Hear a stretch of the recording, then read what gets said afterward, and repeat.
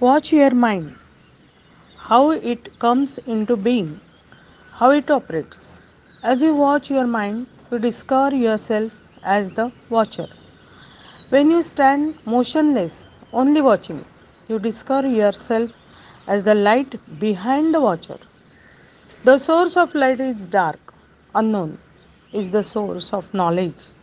That source alone is. Go back to that source and abide there. नेहमीसारखं स्वच्छ सोप्या शब्दात सहज आत्मज्ञान सारखा म्हटलं तर क्लिष्ट विषय, म्हटलं तर सोपा विषय. क्लिष्ट अशासाठी की आत्मज्ञान मिळवणं सोपं, म्हणजे हे आपण ऐकणं वगैरे सोपं आहे, पण ते रियालिटीमध्ये उतरवणं कठीण आहे. आणि बाहेरचं ज्ञान खूप आहे आपल्याला, त्याचे आवरणं त्याची इतके पडलेत ना, स्तर पातळ्या इतक्या वाढल्यात बाह्य ज्ञानाच्या, की आत्मज्ञान नावाची काही चीज आहे हे लुप्त झालं आहे, गुप्त झालं आहे, म्हणून क्लिष्ट. आणि सोपं कारण आत्मा आहेच आत, आत्माराम, त्याचं फक्त ज्ञान घ्यायचं आहे. जे शोधायचं ते ऑलरेडी आहे, यू हॅव इट. तुम्ही त्याच्याबद्दल विसर पडलाय. असं ते सोपं क्लिष्ट असं ते गणित आहे आत्मज्ञानाचं.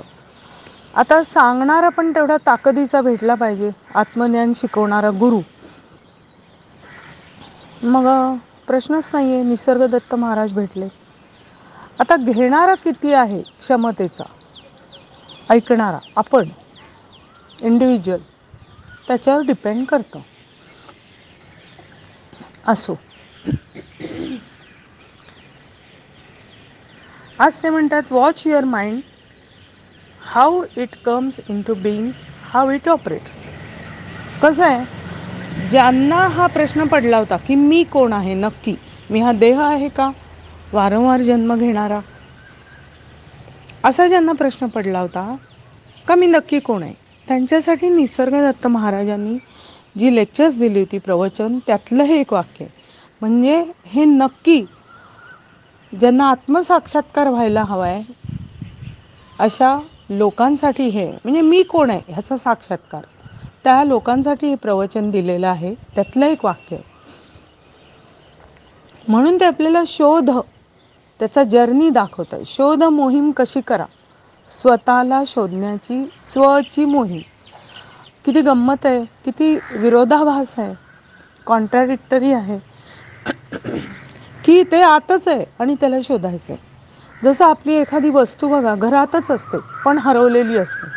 आपण म्हणतो पण डाव्या उजव्या हाताने कुठेतरी ठेवली आहेस, बघ शोध, आणि ती मिळते पण कालांतराने. 1 दिवसांनी मिळते, 2 दिवसांनी, 8 दिवसांनी, पण मिळते घरातच. आपण एकदम चकित होतो की ही वस्तू इथेच, खाकेत कळसा आणि गावाला वळसा. अवेलेबिलिटी आहे इझिली, पण ती सापडत नव्हती. किती शोध घेतला तरी सापडत नव्हती. अशी ती वस्तू अचानक 8 दिवसांनी आपल्या डोळ्यासमोर येते. आपण काहीतरी दुसरं शोधायला जातो, आणायला जातो, तिथं ती मागे पडलेली असते. ती आहेच, तसं आहे आत्माराम, आहेच. किंबहुना ह्याच जन्मात नाही, अनंत जन्मात आपल्याबरोबर आहे. किंबहुना आपल्याबरोबरच नाही, सर्वांबरोबर आहे. सर्व चल आणि जड तत्वात तो आहे. मग का नाही त्याचं ज्ञान घ्यायचं, तो सापडवायचा का नाही, त्याचा साक्षात्कार का नाही होता? कारण बाह्य गोष्टीचा साक्षात्कार मोठा झाला आहे आणि त्या फुगवट्यात, त्या एक्झॅगरेशनमध्ये हे अंतरातलं शुद्ध आपल्या नजरेच्या आड झालं आहे. आपण त्याच्याबरोबर असून आपल्याला त्याची काही जाणीव नाही. ती शुद्ध जाणीव हरवली. ती शुद्ध जाणीव आपल्याला मिळवून देण्याचं काम निसर्गदत्त महाराज करतात. म्हणून ते म्हणतात की watch your mind, how it comes into being, how it operates. तुम्हाला जर का स्वचं ज्ञान व्हायला हवं असेल तर तुम्हाला मनाचा मागोवा घेतला पाहिजे, माइंड.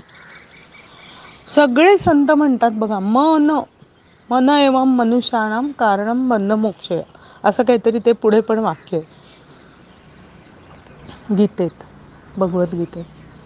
मनाचा मागोवा घ्या, मनाचा अभ्यास करा, मनाला साक्षी भावात न्या, आवश्यक तेवढं त्याला काम करू द्या, मन लावून काम करा, पण मनाला लावून घेऊ नका.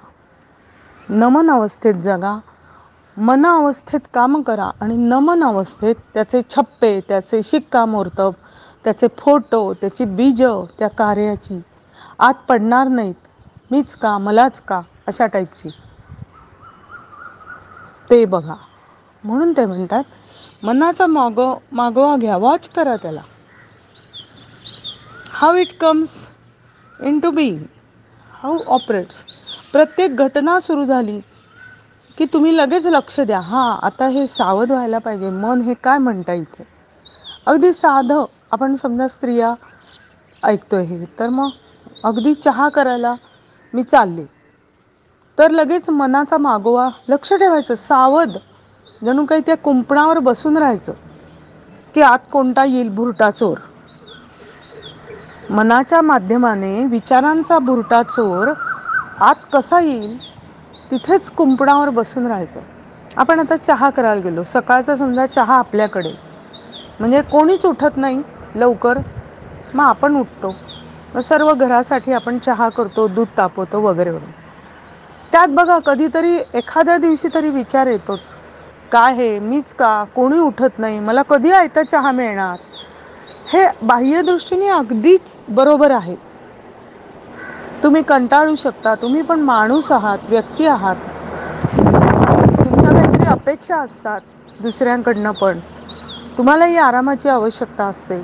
रोज रोज तेच काम करून कंटाळा आलेला असतो, रुटीनचा कंटाळा येतो.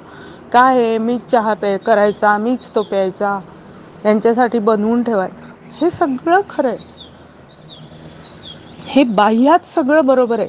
आत्मज्ञान घेणाऱ्या व्यक्तीसाठी हे अजिबात बरोबर नाही. वॉच करा म्हणतात ते, तिथे कुंपणावर बसायला हवं की अरे माझीच फॅमिली आहे. आत्मज्ञान झालेली व्यक्ती काय कशी म्हणेल, आधी ती ह्या प्रश्नांना लगेच उत्तरं देऊन टाकेल. म्हणजे कसं आहे, ही प्रश्नच गायब होतील. अरे माझीच फॅमिली आहे, मला काम दिलं आहे देवानी, माझं कर्तव्य आहे, मी आनंदाने करेन. नाही ते लवकर उठत आहेत, त्यांचं रुटीन उशिरा चालू होत आहे दिवस, काय हरकत आहे, मी लवकर उठते, मला शक्य आहे, मी करते. असं कुठे कोणासाठी करते, शेजाऱ्यांसाठी का अख्ख्या गल्लीतल्या सगळ्यांना बोलून चहा देते का, कुणावर उपकार करते, माझ्याच लोकांवर. मग ते उपकार होतात का, नाही, ते प्रेम होतं, मनापासून केल्याचं समाधान होतं. असे सगळे त्या प्रश्नांना उत्तरं द्यायला सुरुवात करा आणि बघा हळूहळू हे प्रश्नच मावळायला लागतील की मीच का, मलाच का. म्हणजे ह्याच्यात काही वेळा असं म्हणतात की मग तुम्हाला लोक गृहीत धरायला लागतात, सगळं काम तुमच्या अंगावर पडतं. हो बरोबर आहे. मग अशा वेळी कोणी आळशीपणा करत असेल ना, तर त्यांना सांगा ना, त्यांना वाटून द्या कामं, का बा तू हे करायला पाहिजेस, हे तुझं काम आहे, आपण हे वाटून घेऊया, आपण सगळ्यांनी मिळून, तुलाही आलं पाहिजे, तुझीही प्रॅक्टिस राहिली पाहिजे, मी करते म्हणून ही तुझी प्रॅक्टिस सुटायला नको, बघ तुला कसं जमत आहे. असं काहीतरी करून तुम्ही त्या व्यक्तीला पण योग्य तेवढं कामाला लावू शकता, कारण सगळे मिळून एक कुटुंब होतं. त्यामुळे प्रबोधन करणं पण काम तुमचंच आहे. पण त्या प्रबोधनाच्या मागे काय हे सारखं सारखं सांगायचं, मीच का, मलाच का, असं डोकं पिटणं आतून, हे बंद झालं पाहिजे. वॉच कसं ते ऑपरेट करतं mind, watch it, how it operates, how it comes into being. तुम्ही घरातल्यांना शिकवा ना, वळण लावा, शिस्त लावा, कामच आहे तुमचं. मग तुम्ही म्हणाल कसलं काय, रोज सांगितलं तरी ह्यांना कळत नाही. अहो रोज सांगा, ते रोज सांगण्याचा पण कंटाळा येईन असं जाईल, त्याची बीजं पडणार नाहीत. मीच का, किती वेळा सांगा, अशी कशी माणसं मला मिळाली, काय ही, ते शेजाऱ्यांना बघा किती चांगली सून मिळाली, किंवा चांगली मुलगी आहे, चांगला मुलगा आहे, नवरा चांगला आहे त्यांचा, किती ऐकतो, माझ्याकडे का अशी माणसं. हे सगळे प्रश्न लुप्त होतील, कायमचे गुप्त होतील, ते गाडले जाणार नाहीत. गाडले झालेल्या गोष्टी परत बाहेर येऊ शकतात. ते तिथून मोकळेच होतील, रिलीज होतील. त्यातलं टेन्शन, त्यातलं ताण रिलीज होईल. मीच का, मलाच का, असा ओढून घेतलेला जो ताण नाही, ताणच मोकळा होईल या का मधला. आणि ते म्हणाल ठीक आहे, ओके, परमेश्वराने मला असे अष्टभुजेसारखे हात दिलेत आणि मला करायला बळ देतं. वा, बढिया. तुम्हीच त्यातला आनंद घ्यायला लागाल. आवश्यक ती कामं दुसऱ्याला सोपवायलाही तुम्ही तयार व्हाल, प्रयत्न कराल. आणि तो करत नाही तोवर तुम्ही त्याचा मागोवा घेत, त्याला सांगत, शिस्त लागेपर्यंत वाट बघाल. न कंटाळता हा जर्नी तुमचा चालू राहील. म्हणून माइंडला तुम्ही बघत राहा. पुढे ते म्हणतात, as you watch your mind you discover your self as the watcher. आणि असं केल्यामुळे तुम्हाला नंतर नंतर हसू यायला लागतं ह्या जर्नीत. का बापरे, आपण पूर्वी कसे विचार करत होतो आणि आता कसे करतोय. गंमतच आहे नाही का. तुमचं तुम्हाला हसू यायला लागेल. किंबहुना तुम्हाला हे थोडं थोडं सिक्रेट कळायला लागलं आहे की कशात न अडकता आपण सर्व कामं करायची आणि न अडकता प्रबोधनही करायचं, फॅमिलीचे नियमही पाळायचे आणि स्वतःच्या आत काही बीजं टाकून द्यायचं नाही. हा जो जर्नी तुमचा चालू झाला ना, की तुम्हाला असं इतर कोणी ते करत असेल तुमच्या हरकत, तर तुम्हाला हसू येईल. तुम्हाला वाटेल, अरे ह्याला सांगू का मी, हे नको करू असं. पण मग असं वाटेल की नको, ह्यांना काय ते पटेल का नाही माहीत नाही. तुमचं तुम्हाला पटतं आहे आणि ते तरी आपण फॉलो करूया. माझं मला पटतं आहे, मी त्यातनं नको घसराला, एवढं तरी तुम्ही लक्ष ठेवून कराल. म्हणून ते म्हणतात, as you watch your self mind you discover your self as the watcher. तुम्ही निरीक्षक होता. कुठलेही टिक्का टिप्पणी न टाकणारा निरीक्षक. जसं आपण परीक्षा द्यायला जातो, तिथे तो असतो बघा, पेपर वाटतो आपल्याला, क्वेश्चन आन्सर पेपर, आणि मधून लक्ष ठेवतो सगळ्या वर्गावर. आपण खाली मान घालून पेपर लिहित असतो आणि तो फेऱ्या घालत असतो माणूसमधून, एक्झामिनर. तो कुणालाही काहीही उत्तर लिहायला मदत करत नाही. त्याला क्वेश्चन पेपर त्याने वाचलेला असतो वाटायच्या आधी, किंवा वाचू शकतो. त्याला काही, तो त्याच विषयातला असेल तर त्याला सर्व आन्सर्स माहिती असतात, पण तो सांगत नाही. तो फक्त वॉच करतो, एवढंच त्याचं काम आहे. म्हणजे ही प्रक्रिया बाह्यात आपल्याला माहिती आहे की सगळे क्वेश्चन आन्सर माहिती आहेत, पण ती आणायची नाहीत प्रत्यक्षात. कुणालाही वाकून तिथल्या पेपरातल्या मुलाला सांगायचं नाही, अरे हे तू उत्तर चुकीचं लिहिलं आहेस, थांब मी सांगतो. फक्त आपलं काम करायचं, वॉच करायचं. कोणी काही बोलत नाही आहे ना, काही मदत लागली तर द्यायचं, पुरवणी द्यायची, सप्लिमेंट, आणि पेपर संपला की गोळा करायचे आणि सबमिट करायचे, जमा करायचे. वॉचर. आपल्याला ह्या गोष्टी माहिती आहेत, खूप माहिती आहेत. त्याच वापरायच्या आत. म्हणजे असं नाही या कसं करायचं असं नाही. बाहेर सगळं माहिती आपल्याला आहे. बाहेरच्या जगात हे सगळे पैत्रे, ह्या सगळ्या पद्धती वापराव्याच लागतात, त्यात काही शंकाच नाही आहे. हे प्रकार आपल्याला माहिती आहेत.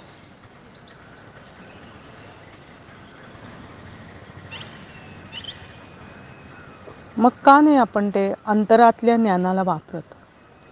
त्याबद्दल ते म्हणतात. पुढे ते म्हणतात, Wien you stand motionless only watching you discover your self as the light behind the watcher. जसा तो परीक्षक पेपर हॉलमध्ये शांतपणे वॉचर असतो, मदत सगळी करतो, पण कुठेही अडकत नाही.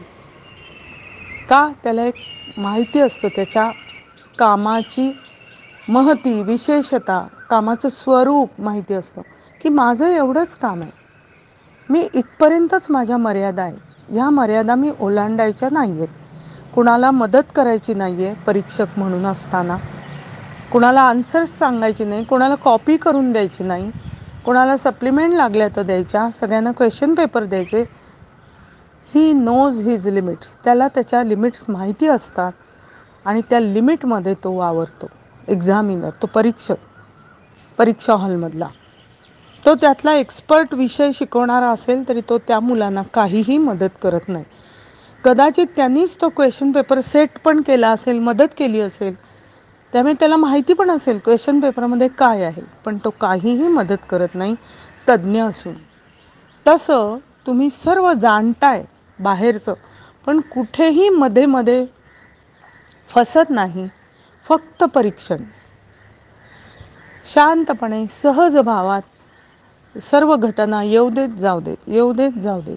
जेवढा तुमचा रोल आहे तो प्ले करा त्या परीक्षकासारखा.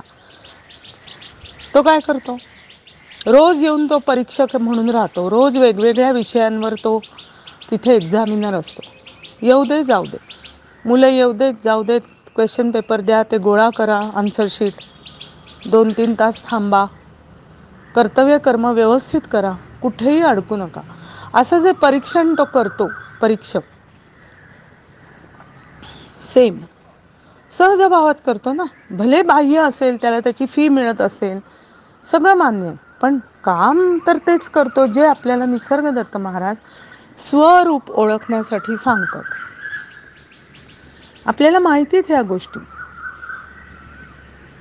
असा जो ज्ञानाचा प्रकाश त्याच्यात पडलाय, बाह्य ज्ञानाचा, की मी इथे फक्त अशी बाह्य मदत करायला आलोय, मी अंतरातनं काही मदत करणार नाही. मला खूप नॉलेज असलं तरी मी कुठल्याही मुलाला कॉपी करायला देणार नाही, त्याला आन्सर्स सांगून मदत करणार नाही पास व्हायला. ज्याचं त्यांनीच लढायचं आहे, हा त्याचा अंतरातला ठामपणा, हा ज्ञानाचा प्रकाश असतो की नाही त्याच्याकडे.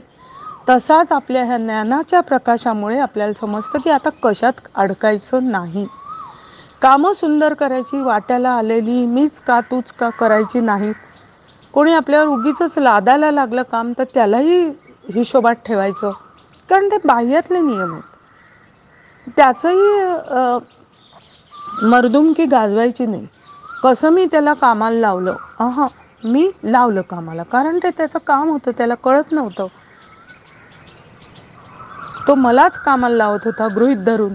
मी 1-2 दिवस बघितलं आणि मग त्यालाही त्याच्या कर्तव्य कर्माची आठवण करून दिली आणि हळूहळू ते काम त्याच्या गळ्यात उतरवलं, कारण ते त्याचंच होतं. लागेल ती मदत मी करतोच आहे किंवा करतेच आहे, पण ज्याचं त्यांनी कर्तव्य कर्म करावीत, हे बाह्यात आपण सगळं म्हणतो बघा. म्हणून तुम्हाला गृहीत धरायला लागलं ना आत्मसाक्षात्कारी सत्पुरुषांना, तरी पण ते बाहेर सगळ्यांना योग्य ते शिकवतातच, कारण ते बाह्यातले नियम आहेत. व्यवहारात जगायचे ते करायलाच हवं. असा फरक होत जातो. The source of light is dark, unknown is the source of knowledge. Dark का म्हटलंय, कारण खरा तर तो आहे, तो काही काळोखात नाही, तो निद्रिस्त नाही. परमेश्वरी प्रकाश, तो ऊर्जेचा प्रकाश, ती ऊर्जा, हे सर्व आहेच. तुम्ही झोपलाय, तुमच्यासाठी तो डार्क आहे. जणू काही तुम्ही ते प्रकाशात तुमचं स्वतःचंच तत्व, अरे मी कोण आहे आणि मी काय अडकलोय बाहेर, आणि किंबहुना हे बाहेरचाच मी सत्य मानल्यामुळे अनेक जन्म मी अडकलो. नाही, ह्या जन्मी मला हे नॉलेज झालं आहे, ते मी नक्की आचरणात आणेन. आणि सर्व संत खात्री देतात की आचरणात आण, हे कंटिन्यू राहू दे. हे ब्रेकलेस नॉलेज आहे, जसा तो ब्रेकलेस परमेश्वर आहे, जो अभंग अखंड शांततामय आनंदमय परमेश्वर आहे, तो तूच आहेस. हे नॉलेज मला झालं आहे, किंबहुना सर्व ठिकाणी तोच आहे, हे नॉलेज मला झालं आहे. ते माझं सातत्य राहू दे त्यात, ह्यासाठी मी जरूर प्रयत्न करीन. आणि त्या प्रयत्नालाच एक भाग म्हणून आपण निसर्गदत्त महाराजांना फॉलो करतो, रोज अपडेशन घेतो. कारण रोजच्या 24 तासात आपल्यावर इतके तरतरेचे प्रसंग, घटना आणि माणसं यांच्या विचारांचे अटॅक होत असतात. ते जणू काही ती मलिनता आलेली आपण धुवून काढण्यासाठी, आपण कशा घराचा रोजच्या रोज केर काढतो, तसंच आहे. ही मलिनता, हे मालिन्य धुवून काढण्यासाठी बाह्य गोष्टींचा पगडा, बाह्यात ते राहून द्यायचं, ते अंतरात मनाच्या माध्यमाने यायला नको, त्याचे बारीक बारीक बीज बनून राहायला नको, स्टोरेज नको, चित्तशुद्धी, त्याच्याकडे आपण लक्ष द्यायला लागतो. अशा तऱ्हेने तो आपल्याला माहिती नसलेला ज्ञानाचा प्रकाश, अंतर्ज्ञानाचा जणू काही माहिती व्हायला लागतो. The source of light is dark, unknown is the source of knowledge. That source alone is. Go back to that source and abide there. अशा तऱ्हेने तुम्ही ज्ञान घेतलं निसर्गदत्त महाराजांकडून, आत्मसाक्षात्कारी आत्मज्ञानी संतांकडनं, की त्याचा फॉलोअप मागोवा तुम्हीच घ्यायचा आहे. ते प्रतिक्षणी वापरायचं आहे, आचरणात आणायचं आहे आणि तिथे स्थिर व्हायचं आहे. आता स्थिर व्हायला काय काठीबिठी कुठली पकडायची नाही आणि स्थिर करायचं नाही आहे. त्या आचरणानेच ते ज्ञान सिद्ध होईल, स्थिर होईल, सहज होईल. सहजावस्था निसर्गदत्त महाराजांना जे अपेक्षित आहे, जे ते स्वतः त्यात होते की बाह्यकर्म, संसार, त्यांची 4 मुलं, उद्योगधंदा, विडीकाडीचा बिझनेस, कुटुंब, कबिला सर्व सांभाळतानाच ते आत्मज्ञानी ह्या अवस्थेपासून कधीही ढळले नाही, खाली उतरले नाही, त्यात सातत्य राहिलं, स्थिरता राहिलं. ती स्थिरता कशी राहते ते आपल्याला ते शिकवत आहेत. आपण त्यात स्थिर होऊया, त्याचा फॉलोअप घेऊन, मागोवा घेऊन या मनाला वॉच करूया. आपल्याला ते जमू दे. तथास्तु.